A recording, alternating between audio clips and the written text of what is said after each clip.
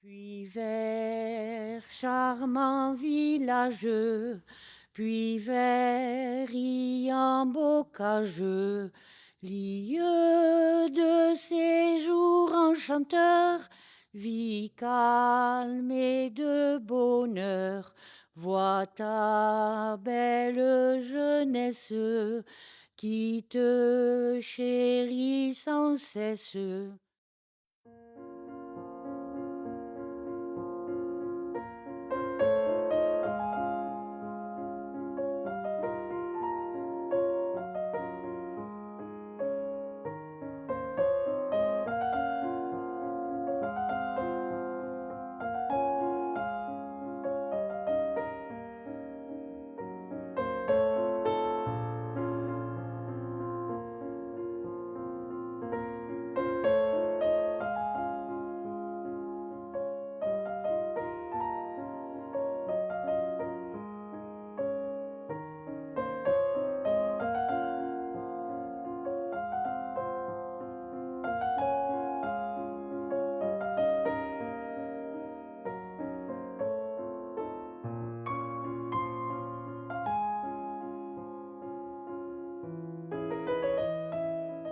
C'était un couple d'instituteurs super.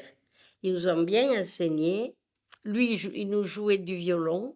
Il nous enseignait des chansons patois. Monsieur Tisseire, c'était un poète. Alors, bon, il y avait des récitations, il y avait nos cours normaux, les maths, les dictées. Ce que je retiens de Monsieur Tisser, c'était par rapport aux enfants d'aujourd'hui, vous leur faites réciter une récitation, ils la récitent comme ça, et nous, ils nous faisaient mettre le ton. Il nous faisait arrêter, il nous faisait comprendre certains mots, ce que ça voulait dire par rapport à l'automne, par rapport. Et on avait pris goût à ça. Madame était particulière. Elle avait des principes très, très stricts. C'est-à-dire que il fallait parler comme il faut. Si on n'arrivait pas à dire des mots jusqu'à ce qu'on les dise, elle était après nous. Oui, c'était dur. Ah, c'était. Oui, on nous mettait au cachot. Elle nous a eu tapé Ah oui, et tout. elle a tapé. Oui, elle était plus sévère, plus intransigeante, moins compréhensive. Lui, il était plus cool. Comment transportiez-vous vos affaires à l'école? Alors on avait des sacs, comme vous, on avait des sacs décartables en cuir qui étaient lourds, très très lourds. Il y avait beaucoup de livres dedans. Comment allez-vous à l'école? Alors on allait à l'école à pied puisque j'habitais dans le village. Et quelquefois on allait à l'école tout seul. Et quelquefois c'était difficile parce que les hivers, il y a eu quelques hivers très rigoureux, il y avait beaucoup de neige. Beaucoup de neige et c'est les parents qui nous portaient, qui faisaient les tranchées pour aller à l'école et qui nous portaient sur les épaules. Parce qu'il y avait beaucoup de neige. Vu qu'il n'y avait pas de cantine où vous mangez. Donc on rentrait chez nous, c'est les parents qui préparaient le repas. Donc tous les mercredis il y avait les haricots, et tous les vendredis il y avait du poisson et c'était comme ça. Mais il faut savoir aussi que quand on partait manger à midi, qu'il pleuve ou qu'il vente ou qu'il neige, si c'était par exemple à Puvert, il y avait ceux de Campeille, les Arnoula et Canferrier, chacun rentrait chez soi à pied et revenait à l'école. Quelle punition aviez-vous? On se mettait à genoux sur une règle et au bout de demi-heure, les genoux font mal. La cave des rats, on nous mettait à la cave. On était punis pendant plusieurs heures dans le noir. Que vous faisiez-vous comme récréation? Alors pendant les récréations, on s'amusait comme vous. Il y avait deux cours de récréation qui étaient séparés. Il y avait la cour des grands et la cour des petits. Donc on se mélangeait pas. Il y avait beaucoup d'élèves à l'école. On était à Puyvert, on devait être 30, une quarantaine de chaque côté. Et ensuite, s'il y avait une corde, on s'amusait à monter à la corde aussi, sous le préau. Voilà, c'était nos amusements. On tombait souvent. Après l'école, pour nous, c'était la liberté. Même si on était obligé d'écouter, d'être sage, c'était la liberté. On jouait dans la cour, on courait, nous, on ne savait pas ce que c'était s'amuser. Quel était votre matériel de classe et avec quoi écriviez-vous? Alors, matériel de classe, bon, on avait quelques livres, bien sûr, qui nous étaient donnés par l'école. Et quand j'étais à la petite classe, donc cours élémentaire, préparatoire élémentaire, on écrivait sur des ardoises avec des craies blanches. On n'avait pas droit aux craies de couleur, c'était les maîtres qui avaient les craies en couleur. Et donc, et ensuite, quand on est passé à la grande classe, on a eu des cahiers, on écrivait à la plume. Il y avait des encriers sur les tables avec de l'encre. On trempait la plume et on écrivait à la plume. Et on faisait des pâtés. De temps en temps, pof, il y avait l'encre qui tombait d'un coup. Quelques années après, sont arrivés les stylos billes, les bics. Et là, on a écrit au stylo. Je me rappelle une fois, vous voyez, ça revient.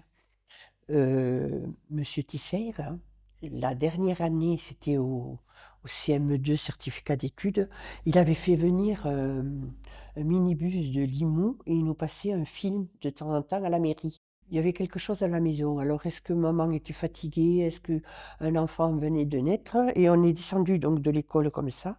Ma grand-mère est sortie devant la porte et elle a dit à monsieur Tisser, vous allez où? À la salle de cinéma, il y a un film. Et bien la nôtre, elle n'ira pas. Ils m'ont sorti du rang pour que je rentre à la maison pour aller travailler. Et tous mes copains et copines allaient à la mairie. Ben, les grands, nous, on faisait des bêtises, on en a fait, je peux vous le dire. Hein. Et une fois, elle s'occupait des petits. On avait des plumes. Et ces plumes, on avait fait des fléchettes avec ces plumes. Les fléchettes au plafond. Et ton frère aussi. oui, mon frère. Alors, et on a été bêtes parce que dès que madame est arrivée dans la classe, au lieu de rien dire, hein, on a tous levé la tête. Alors, je vous dis pas, on a été punis tous. On avait 2 lignes de morale, 2 ou 3 lignes, tous les matins. Dès l'entrée, c'était la leçon de morale. La date, le jour, l'année et la leçon de morale. On étudiait les leçons souvent au coin du feu, parce qu'il y avait la lumière au-dessus. Et donc, il y avait le feu pour nous chauffer. Donc, on étudiait. Et le matin, on devait savoir les leçons par cœur, sur le bout du doigt. Mon père m'aidait beaucoup pour les maths. J'aimais bien travailler toute seule. J'étudiais quand même pas mal. Je retenais pas mal à l'époque. Oui, elle soufflait aux autres. Et mon frère, il n'étudiait jamais de leçons. Il était devant moi. Alors, Il n'en savait pas Josiane. une, c'était moi. Et seulement comme le maître m'avait vu, c'est moi qui... C'est moi qui me suis faite gronder. Voilà. Comment trouviez-vous les informations quand vous ne savez pas quelque chose? Ah, on avait le dictionnaire et après on demandait parce qu'il n'y avait pas Internet. Hein, on n'avait pas de téléphone, on n'avait pas Internet, il y avait d'ailleurs des téléphones, il y avait deux téléphones dans le village, c'est tout. Et on n'avait pas d'informations, hein, ou des livres, il fallait chercher dans des livres, des encyclopédies, pour ceux qui en avaient. On ne se posait pas de questions. D'ailleurs, quand on en parle avec certains, on était tous pareils. Les enfants, pour les vacances, allaient aider les parents dans les champs. Dès qu'il y avait les vacances, on allait travailler dans les champs, et il y en avait pour toutes les vacances. On n'avait pas le temps de s'ennuyer. Donc les vacances, c'était superbe. On était en plein air, donc on n'allait pas à la mer. Les vacances, c'était le voyage scolaire. Je me rappelle le premier, on a pris Simon, Ouais. le bus qui faisait la ligne Lavelanet-Perpignan. On l'a pris Simon, il nous a laissés à la Pierre Bliss, on est descendu. Et on a passé la journée là. Et quand il est repassé de Perpignan, quand Eh oui. et on est remonté. Ça a été le premier voyage scolaire. C'est-à-dire que quand vous aviez fait le chemin 4 fois Campeille puis Vert, plus l'école, plus le cartable, dans lequel il fallait tout emporter pour toute la semaine, même si on ne s'en servait pas, parce qu'on nous le contrôlait, si on avait ce livre pour le lendemain, et on remontait avec le cartable plein, avec le livre pour le lendemain. Et puis quand on arrivait, il y avait des bêtes, il y avait des poules, il y avait...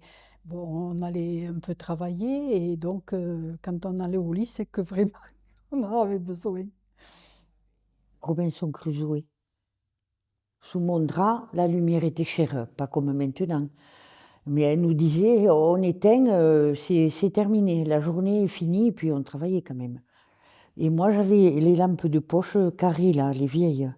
Je la gardais, je la piquais, je la gardais, je lisais Robinson Crusoe. On dormait toutes les Oui, deux. on dormait toutes les deux, on dormait 4 par chambre.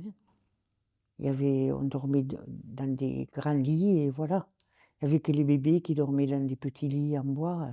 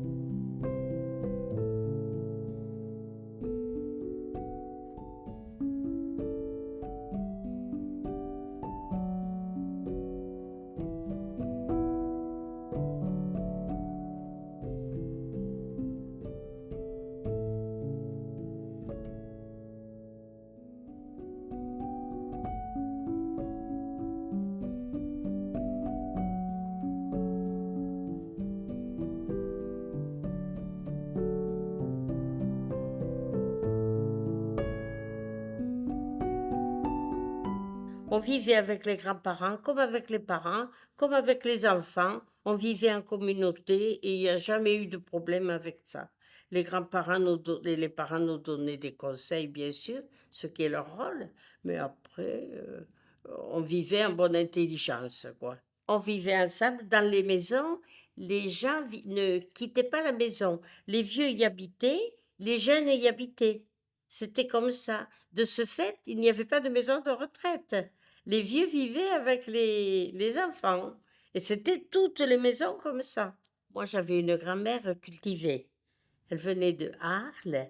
Elle avait été dans les écoles. Elle savait lire et écrire. Et souvent, pendant la guerre, les gens des hameaux venaient à la maison faire écrire les lettres pour les militaires. On nous a appris à tricoter, à broder, à coudre. On nous a pris plein de petites choses qui sont nécessaires pour la vie, quoi. Que mangez-vous souvent? Oui. Alors, ce qu'on préférait vraiment, c'était quand on faisait le millat. Alors, le millat, c'est une préparation dans un grand chaudron au-dessus du feu.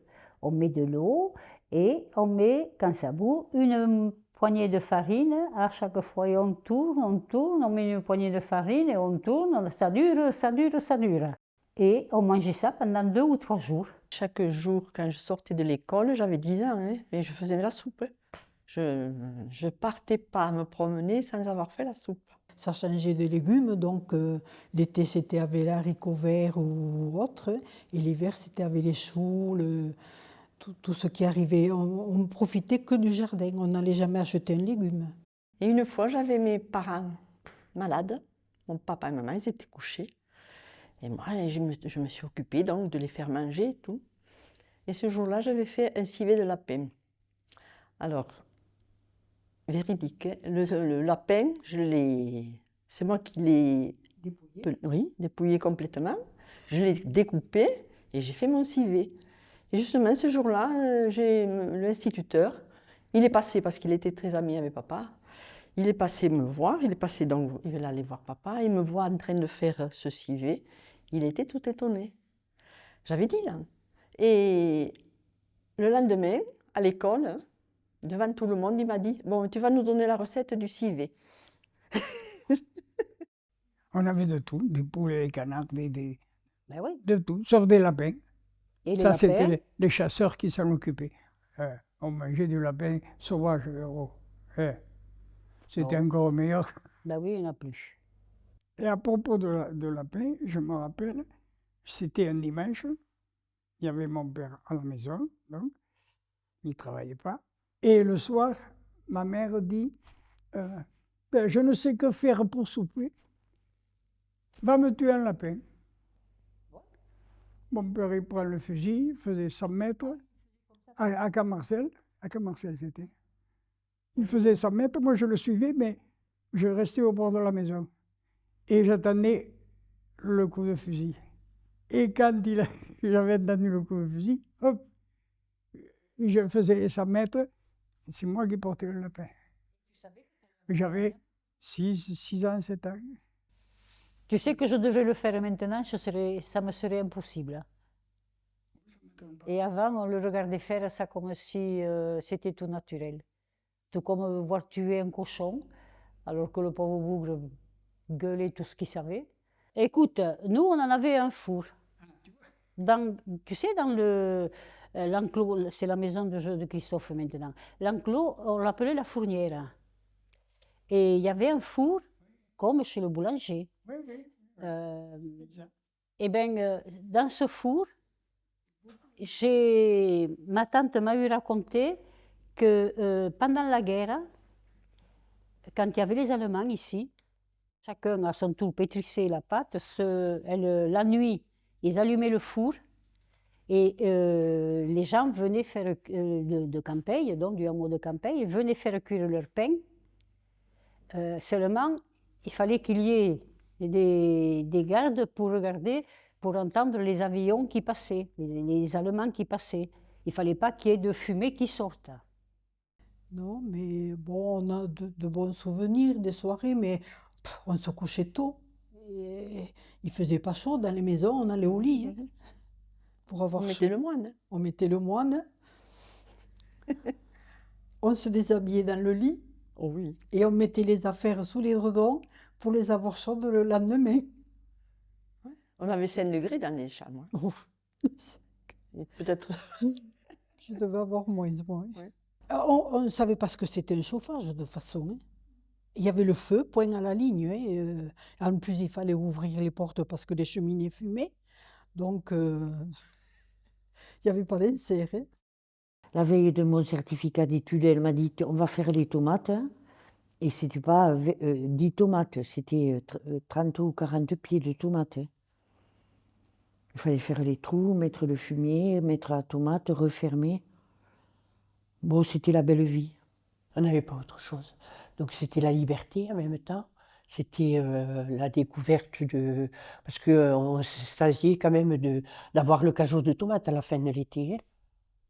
Maintenant, je ne sais pas s'ils se rendent compte, tous nos jeunes. C'est-à-dire qu'à table, on n'avait pas trop droit à la parole déjà. Hein. Quand on prenait part à la discussion des parents, on nous disait « tu es trop petit pour comprendre, on t'expliquera plus tard ». Et le plus tard n'est pas arrivé, donc on s'est fait un peu tout seul, quoi. Je veux dire, c'est la vie qui a fait que... C'est vrai qu'on s'en pose après beaucoup de questions, sans réponse, parce qu'il n'y a plus personne pour répondre. Oui. Mais bon... Mais nous, quand même, on a parlé à nos enfants plus que nos parents nous ont parlé. Oui, également. Mon oncle, vous voyez sa mère. Ah oui. Et un jour, moi j'étais petite, je ne sais pas quel âge j'avais, peut-être une dizaine d'années ou 12 ans. Et je lui ai dit à ma grand-mère, mais vous ne vous connaissez pas. Et oui, parce que ça m'avait choqué de l'entendre. Mon oncle parlait, parce qu'il ne parlait pas beaucoup, mais là, à ce moment-là, cette fois-là, il s'est adressé à sa mère en la vous voyant. J'ai dit, mais vous ne vous connaissez pas. Non, mais c'est vrai, ça je me rappelle, oui. Ça m'avait choqué. Ah oui, là-dessus, elle était vraiment à cheval. Hein. Et oui. Dans nos familles, autrefois, ça fait partie du Zola, ça. C'était une bouche de moins à nourrir. on envoyait ailleurs. Et moi, j'ai toujours été celle qu'on envoyait ailleurs. Parce que je pleurais beaucoup, beaucoup, beaucoup, mais j'étais plus facile à vivre qu'elle. Elle disait, elle répondait, elle était rebelle. Donc, ben, on avait trouvé celle qu'il fallait envoyer ailleurs. Donc, à Puy-Vert, on me disait que j'apprenais pas bien, que ci, que là, et on m'avait mis à Cangas, chez une famille qui était des amis à papa. Donc, j'allais quand même chez moi à Puy-Vert, avec eux. Mais bon, dans la semaine, j'étais en passion chez Louis et Élise. Mon père avait un tracteur, un gros tracteur, c'était un bleu. Un Ferguson. Quand l'été, les fenêtres étaient ouvertes de l'école, on n'avait pas de voiture, hein, donc Madame Carbonel, elle ouvrait les fenêtres. Je l'entendais de la plaine. Et je me levais à mes bancs pour le voir passer. J'en ai encore l'angoisse, là. Donc, vous voyez, ça m'a manqué quand même, mais on n'avait pas le droit, à cette époque-là, et c'est pour ça que je vous dis c'est fait un peu Zola, on n'avait pas le droit de traduire ses sentiments. Il ne fallait pas pleurer, parce qu'il fallait être fort, donc on avait toujours tout ravalé. On ravalait tout, quoi. Après, regardez comment on est, on en a souffert au moment, mais bon, c'est passé ça, hein, c'est passé outre. Nous, quand on a été grande, on disait à 12 ou 14 ans, parce que ça faisait bien aussi, on disait « maman est enceinte », mais il ne fallait pas le dire devant une grande personne, parce que c'était tabou. On cherchait ce qu'on ne savait pas.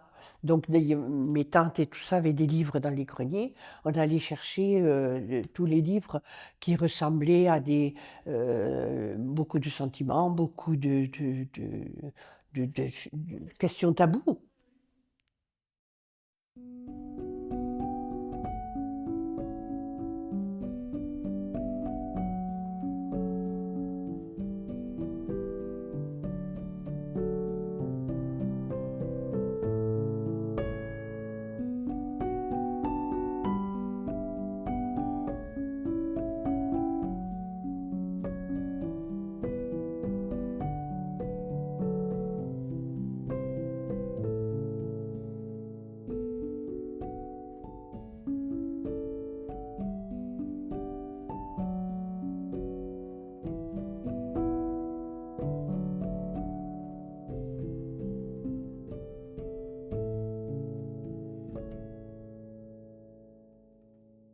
Mais on avait l'oreille et on aimait chanter, voilà.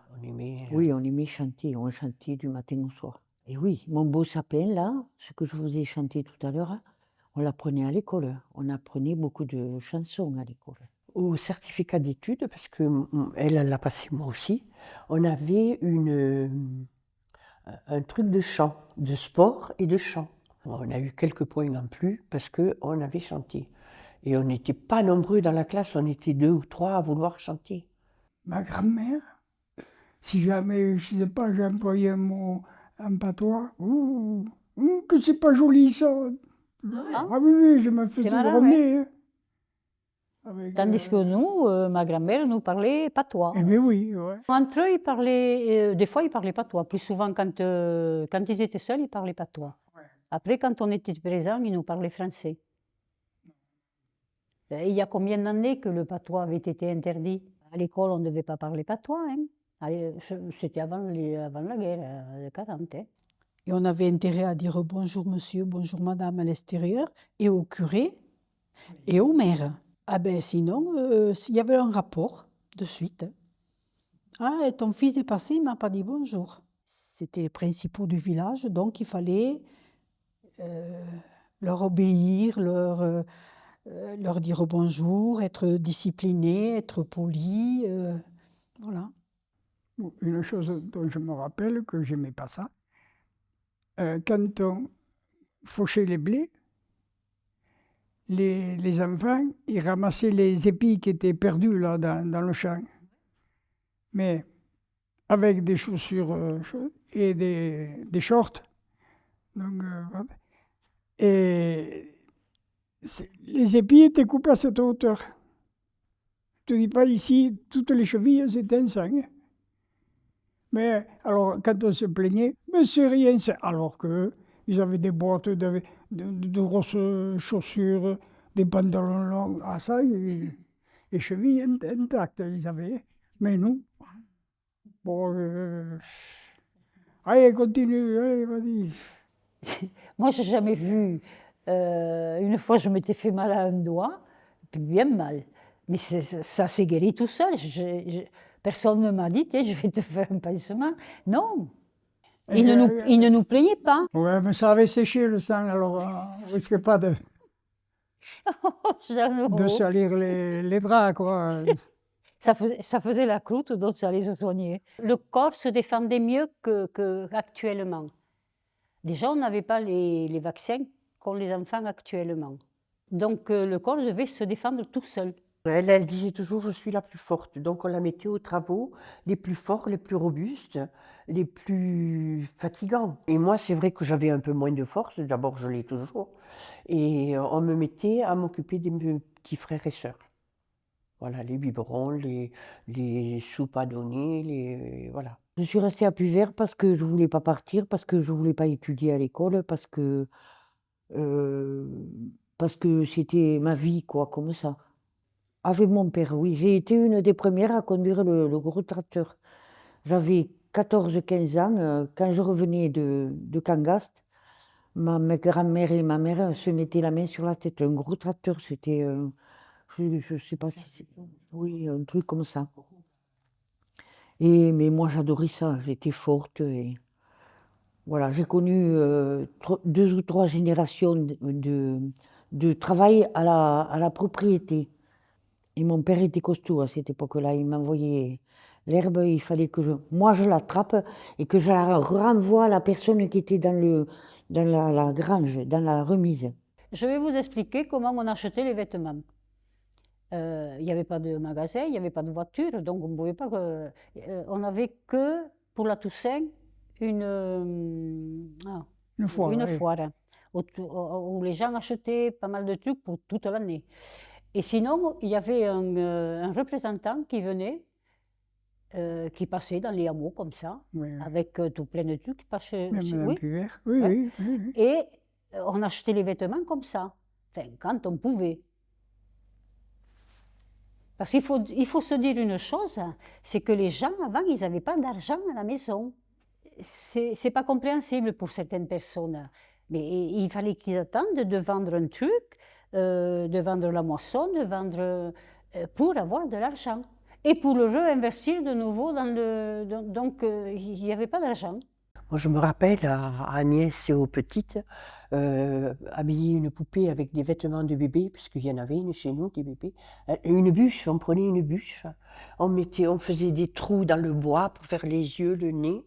On faisait un bonnet avec un foulard et on habillait une bûche pour jouer à la poupée. Ah oui, on s'amusait avec ce qu'on avait, mais on n'avait rien après, comme jouer, on n'avait rien. Oui, moi aussi, je travaillais à la maison, je faisais les repas, et puis on s'occupait de nous, du linge et tout, et faire les lits. Personne ne nous le faisait, donc il fallait bien se le faire. Là où c'était plus marrant, c'est que les pots de fleurs.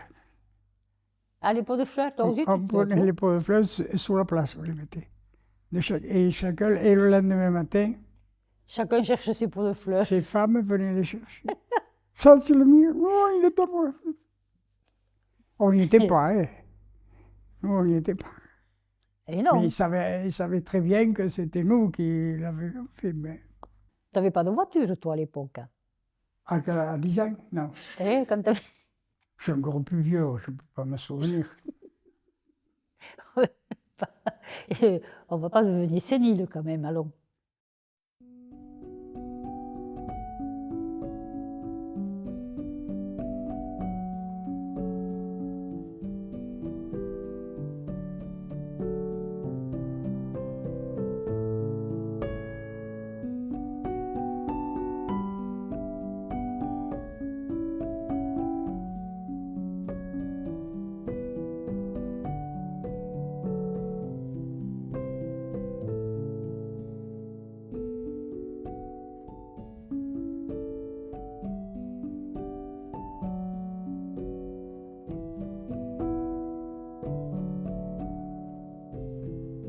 faisait les veillées. Les veillées, c'était les dames qui faisaient de la couture, qui se rassemblaient le soir. Ah ouais, ça aussi, c'était super.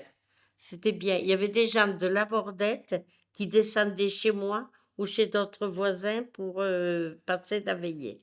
C'était une fois chez les uns, une fois chez les autres. On faisait pas la bougie, là, hein, puisqu'à une époque, on s'arrêtait à la moitié de la bougie. Non, mais ça, on faisait pas, nous, c'était déjà fini, tout ça. Ils venaient, bon, allez, tiens, on vient passer un moment, allez, hop, tout le monde s'installait au coin du feu, et c'était comme ça. Alors aujourd'hui, c'était là, demain, c'était ailleurs, et voilà, c'était très bien. La télé, ça a été fini après, chacun chez soi, à regarder le film ou ce que...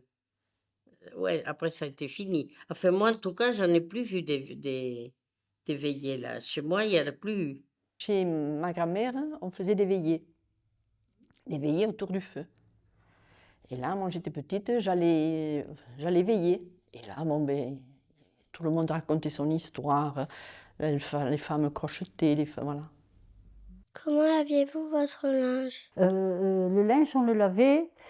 Alors, tout ce qui était drap, grosses pièces, on les lavait tous les 6 mois. On mettait ça dans un cuvier. Un cuvier, c'était quelque chose en bois qui était maintenu par de la ferraille autour, qui était très grand. Et ça pouvait contenir jusqu'à 12 draps à peu près. On mettait les draps, une couche de cendre, le drap, une couche de cendre, le drap, et jusqu'à ce qu'il n'y en ait plus. Et puis après, on faisait bouillir de l'eau, et avec un récipient, on versait l'eau sur les draps. Et on faisait ça toute la journée. On y passait facilement, pour les draps, on y passait 3 jours. Et on les étendait sur les haies. On n'avait pas de fil, on les mettait sur les haies tout au long des champs, comme ça, on mettait les draps.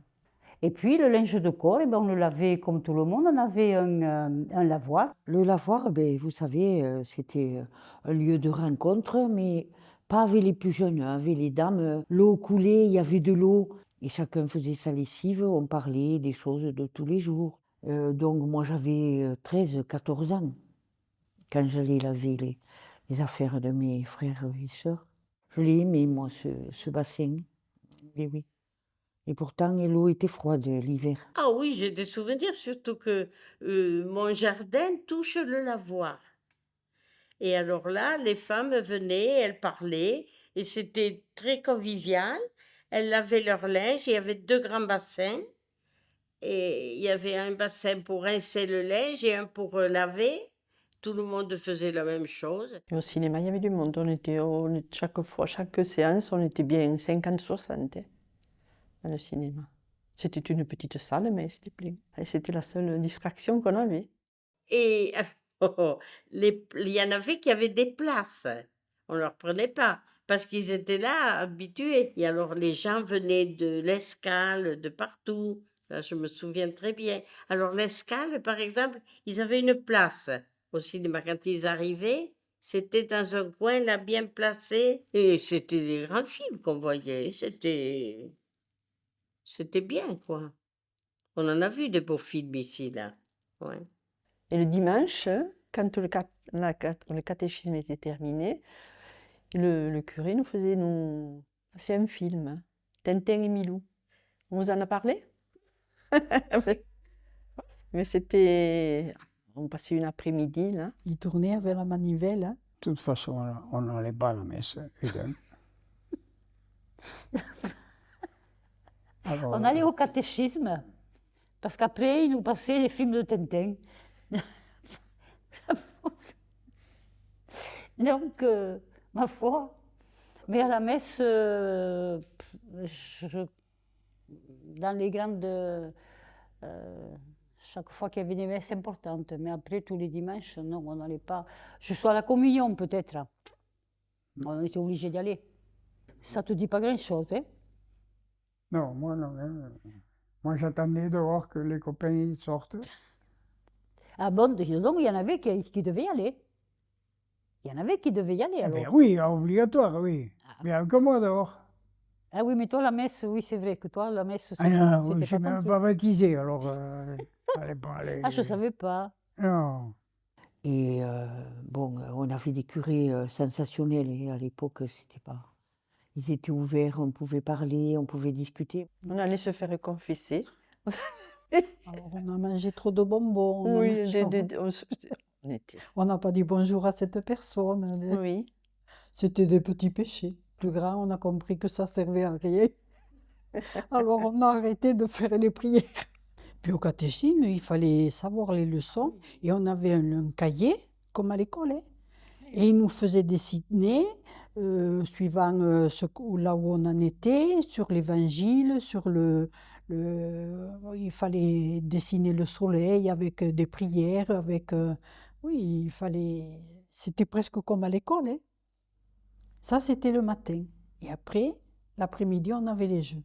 Et puis, il nous faisait jouer devant l'église. Il allait nous acheter des balles à l'épicerie qui était à côté, parce que souvent, on les perdait.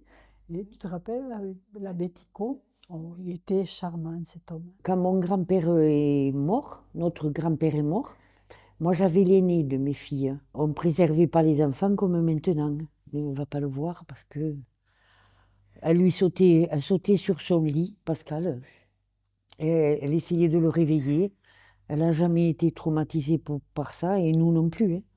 Nous, on a vu tous les morts de la famille. Et moi j'aimais en plus habiller les gens et aider à les habiller. J'ai aidé Henri Sabatier, plus d'une fois je l'ai aidé à habiller les personnes de la commune, donner le cercueil. Je ne sais pas s'il y avait une petite participation, mais on avait tous le cercueil, enfin ils avaient tous le cercueil fait avec le bois de la commune. Ils fermaient les cercueils et puis c'était les employés de mairie qui portaient les cercueils. Il y avait une auto et je vous parle un peu en avant là. Parce qu'à l'époque, moi j'ai connu le corbillard. Tiré par un cheval et un corbillard, on mettait le cercueil dans le corbillard et on partait au cimetière. Comme une calèche d'autrefois. Quand les gens mouraient, vous voyez, il y avait du monde aux enterrements parce qu'on ne se connaissait pas trop, mais on sait qu'il était de Puvert. Voilà. On allait pleurer au cimetière et puis on allait danser. C'était bien. Tati Jeannette, elle avait perdu sa belle-mère, donc elle portait le deuil pendant 6 mois. Après, elle portait du violet et elle remettait peut-être des affaires un peu plus colorées. Et si entre les deux, elle perdait encore quelqu'un, elle se remettait en noir, si bien que ma grand-mère, par exemple, on l'a toujours connue en noir. Non. Toujours connue en noir. Mais parce qu'il y avait des rituels comme ça. Qu'on marque le départ, le respect de la famille, de celui qui est parti, un petit peu, oui, mais pas tout le temps comme elle faisait, pas un an, hein. On avait un vieux docteur qui s'appelait Monsieur Anduze, qui était un arpaillant, hein. C'est vraiment, il avait le chapeau noir comme autrefois. C'était un bon docteur et il passait vraiment dans les maisons quand, chez nous, quand moi j'avais des angines et les angines, c'était terrible. Donc il lui disait à ma grand-mère, laisse-la au lit parce que elle est fatiguée, laisse-la au lit 8 jours. On restait à la maison, mais 8 jours. On a eu la rougeole, la coqueluche, tout ça, bon ça c'était assez important. Mais les petites choses qu'on traite maintenant pour les jeunes, ou le mal de gorge, ils vont à l'école de suite. Non, autrefois, non, on restait à la maison, au chaud, et voilà. Il n'y avait pas plus de médicaments que maintenant, hein. Il y avait l'aspirine et l'aspro à l'époque.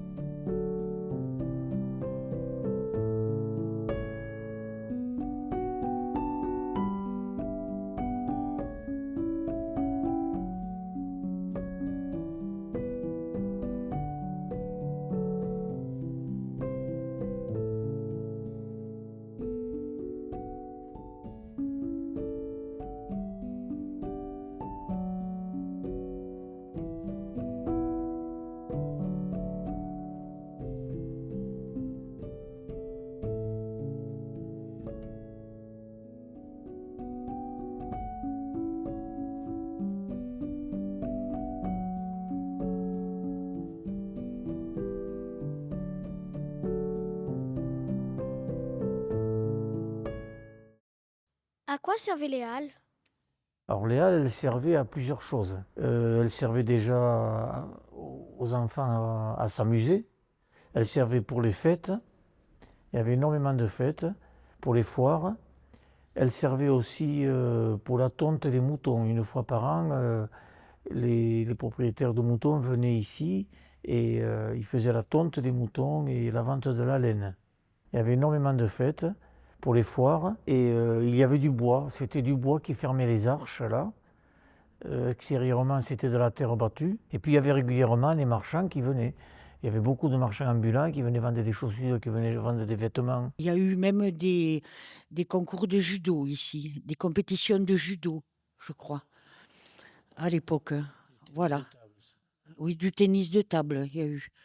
Voilà, il y avait les tatamis, il y avait les enfants qui jouaient. Pourquoi faisiez-vous des fêtes? Ben, on faisait des fêtes parce que c'était un plaisir de faire des fêtes. Et puis c'était local. C'était des fêtes que la mairie organisait. Il y avait d'abord Pentecôte, le 14 juillet, la Toussaint et le 11 novembre. Pour le carnaval, en quoi vous déguisiez-vous? On se déguisait en fonction du char qu'on faisait. Des chars dans tout le village. Il y avait au moins 5 ou 6 chars. Il y avait une dame à Chalabre qui louait des vêtements, donc on louait en fonction du char qu'on suivait. Mais on mettait surtout des masques parce qu'on ne voulait pas qu'on sache qui on était. Comment étaient les fêtes avant? On attendait ça avec beaucoup d'impatience, parce qu'après, dans toute l'année, il n'y avait plus rien. Donc, et puis, bon, à l'adolescence, ça nous apprenait à danser, à sortir, à se maquiller. Et c'était bien parce que dans les familles, il venait beaucoup de parents qu'on ne voyait qu'à ce moment-là. On se réunissait.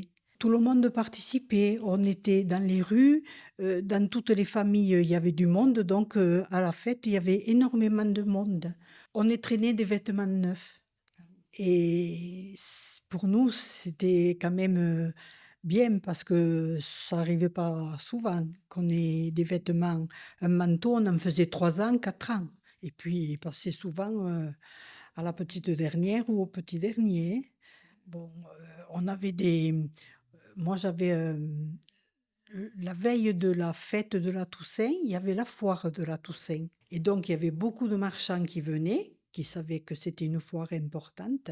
Et il y avait un magasin de chaussures qui se mettait tout le long de ma maison. Et là, on achetait les chaussures d'hiver, donc style patogas. Hein?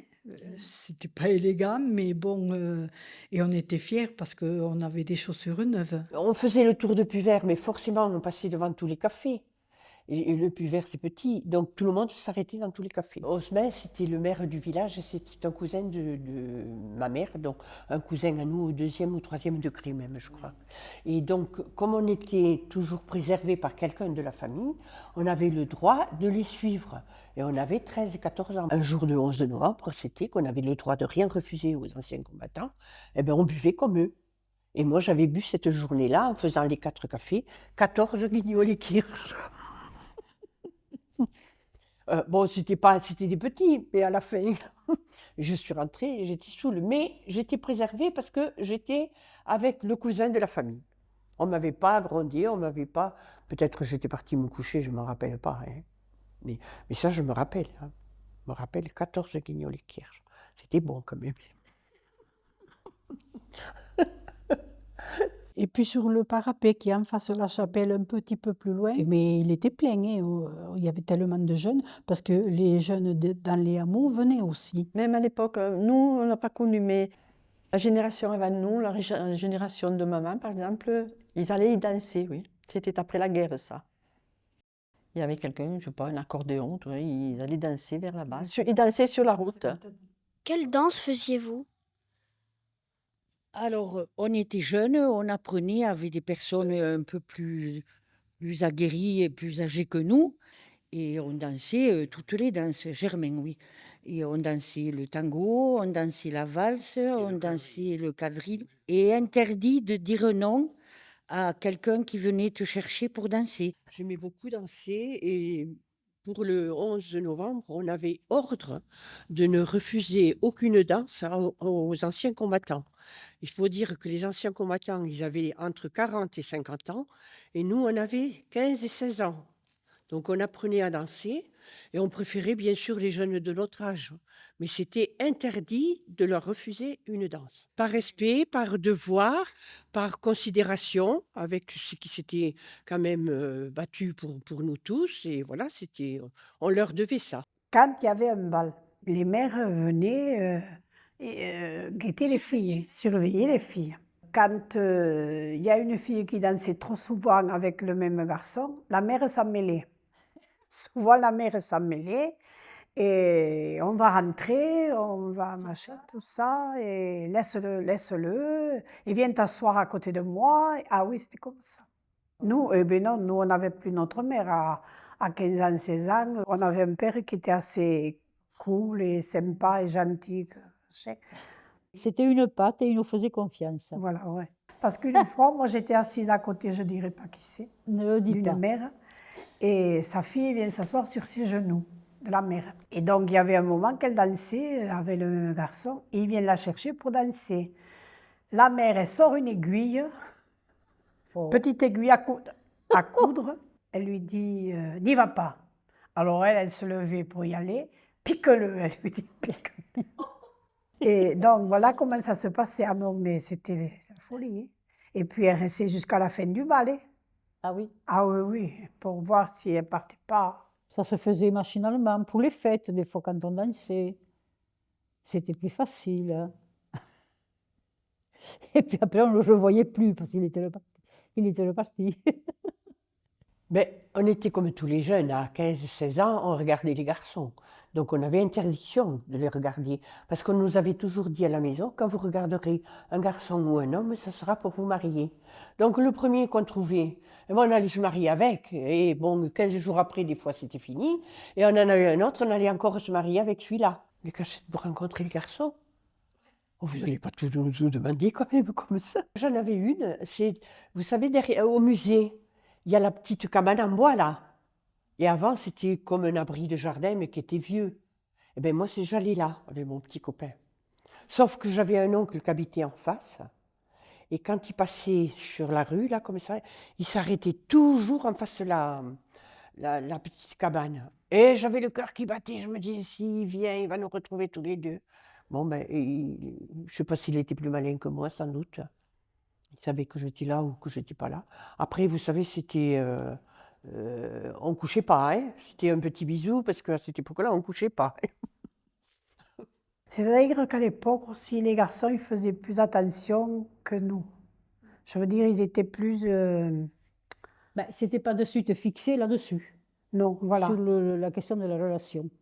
Oui, mais nous, moi, je me suis mariée, j'avais 18 ans. Moi aussi. Et Oui. on me l'a faite, la dérogation. Hein. Moi non. C'était passé alors, après.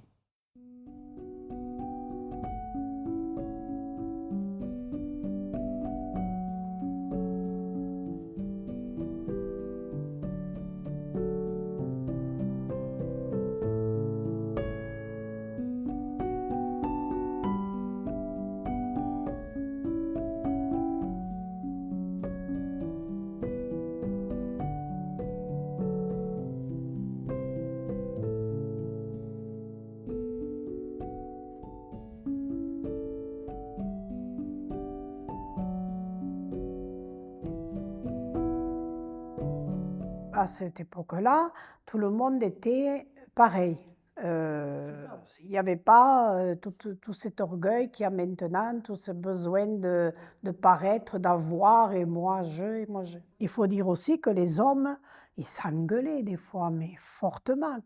Moi, je trouve, papa, il avait une grosse voix, mon père, il criait pas mal, mais ça s'arrêtait là, quoi. Je veux dire, après, c'est fini, on n'en parle plus, quoi. Où et comment faisiez-vous vos courses? Comment on faisait nos courses? Alors, comme on était un peu dans un hameau, les courses, nous les faisions, c'était un commerçant, un épicier qui venait avec son camion et qui nous amenait tout ce dont nous avions besoin, c'est-à-dire les pâtes, le riz, l'huile, tout ce qu'il faut pour faire la cuisine et pour manger. On achetait tout comme ça. Sinon, il y avait des épiceries à Puvet. On descendait du hameau, on venait faire ses courses dans les épiceries et c'était sur place. 4 cafés, 3 épiceries, la boulangerie. Et moi, en face, bon, mais ça, c'était quand même, j'étais petite, j'avais un cordonnier en face de ma maison. Et je me souviens, mais il y avait une fenêtre, j'allais m'asseoir là et on passait de bons moments ensemble. Il était c'était un peu en contrebas. Moi, j'étais assise sur la fenêtre et là, bon, ben, il nous montrait comment il travaillait, tout ça. Et même le boulanger, on savait comment il faisait le pain, hein. Moi, je l'avais en face, j'y étais tout le temps. D'ailleurs, j'étais amie avec une des filles qui était de mon âge. Et pour les fêtes ou des fois le dimanche, on y portait un rôti. La femme du boulanger nous le mettait dans le foyer et après on allait chercher le rôti qui était prêt. Elle nous le faisait cuire. Et il y en avait pas mal comme ça qui le faisaient. Quand les agriculteurs, tout ça, on avait une règle comme ça. On prenait le pain, il marquait une raie sur la réglette. Et quand la réglette était pleine, on allait payer le pain. Et alors souvent, ils se payaient avec des fagots. C'était un troc. Alors à chaque fois, il marquait combien de pain on prenait. Alors c'était des pains de 2 kilos. Et on en faisait 2 jours, 3 jours. Parce qu'on en mangeait du pain avant. Quand on avait des œufs à l'épicier qui passait, on vendait les œufs et on pouvait acheter de la nourriture comme ça. Voilà, c'était le troc d'avant. Alors, nos épiceries, c'était des petits supermarchés. Il y avait de tout. De tout. Dans la mercerie, tu partais par exemple à l'hôpital, tu te manquais un pyjama, tu allais à l'épicerie, tu avais ton pyjama. Quelle est l'histoire du lac et quand on l'a construit? C'était un grand champ qui était cultivé, qui était déjà dans l'eau. Il y avait de l'eau, je crois. Bon, et la municipalité a décidé de faire un lac, là. Donc, les travaux ont commencé en 70-71, je pense. Voilà. Quel est votre meilleur souvenir au lac? Mes meilleurs souvenirs au lac, c'est quand j'amenais mes enfants, bien sûr, et que j'avais peur qu'ils se noient, parce qu'il n'y avait pas de maître nageur à l'époque. Et ils ont appris tous à nager au lac, tout seuls, hein. Ils se jetaient à l'eau et ils faisaient comme ils pouvaient, mais j'ai des nageurs à la maison, hein. Moi, je n'ai pas vécu ici pendant 50 ans et je revenais chaque été. Et chaque été, comme c'était la fête au lac, j'ai un bon souvenir des sons et lumières. C'était magnifique.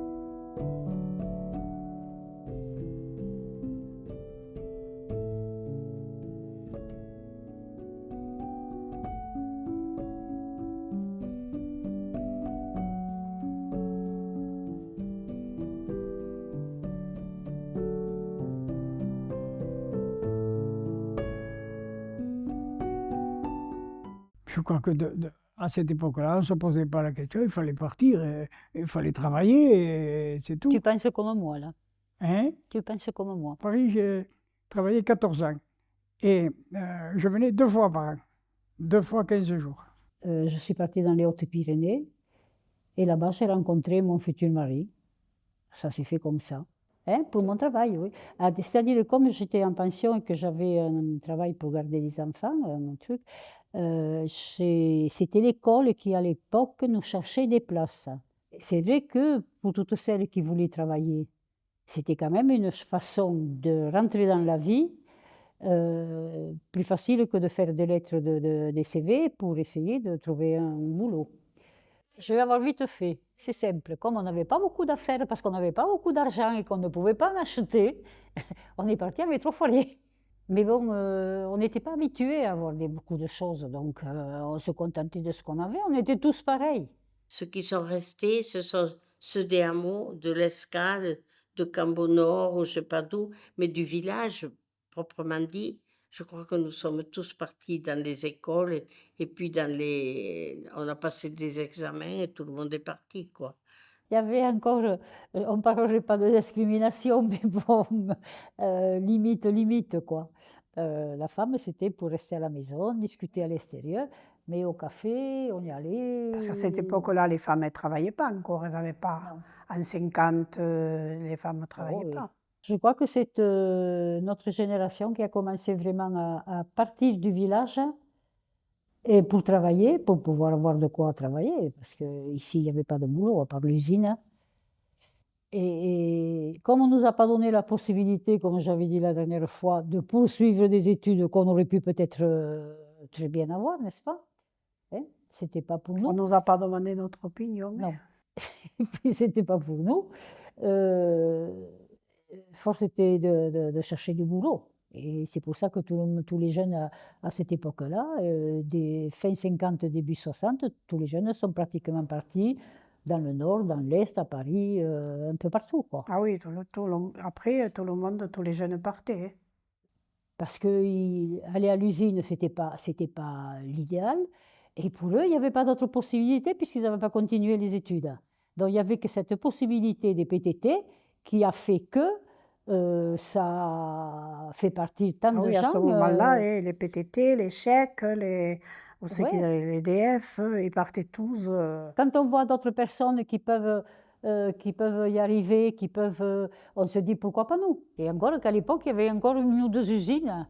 Tu avais Formica à Quillan et tu avais l'usine de Chalabre. Et la Vlanée avec N'en parlons pas, la Vlanée. La Vlanée Ça avec y est. les usines de textile. Là, maintenant, il n'y a plus rien. Même plus Formica. Moi, personnellement, j'ai été admise, j'ai passé un concours pour entrer dans les postes. On m'a nommée à Strasbourg. Et voilà, j'ai fait ma carrière là-haut. On revenait de temps en temps à Puy-Vert, oui, selon nos moyens, parce que le train, ça coûte cher aussi. Et on venait de temps en temps. On était contents de retrouver le village. Et je lui ai dit, vous savez que Puy-Vert, c'était la première cour d'amour. Ça n'existait pas avant. Et c'est au château que ça s'est créé. Et alors, en parlant, elle me dit, et c'est vrai, et regardez, et c'est vrai, je l'ai constaté aussi, à Puy-Vert, les gens qui arrivent, c'est beaucoup d'anglais, enfin de beaucoup de nationalités quand même. À une époque, il y avait 18 nationalités, maintenant je ne sais pas. C'est encore le cas. C'est encore le cas. C'est 17 ou Et ce sont tous des artistes. C'est ça qui est bien.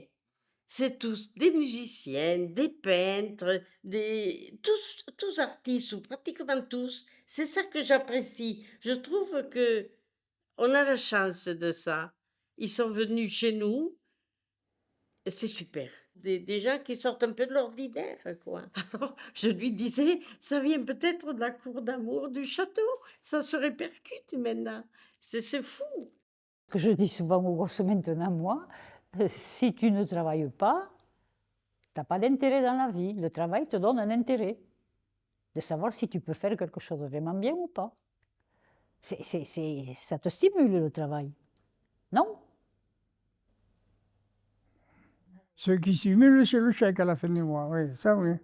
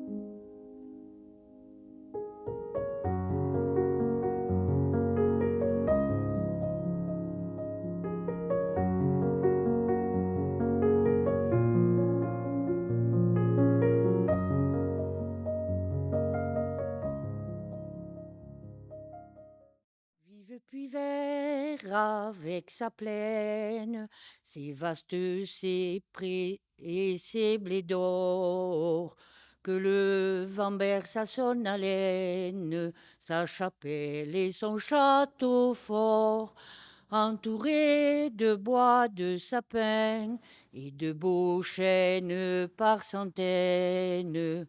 Avec ses camps même lointains, répétons tous avec entrain. Allons les verts, vive puis verts.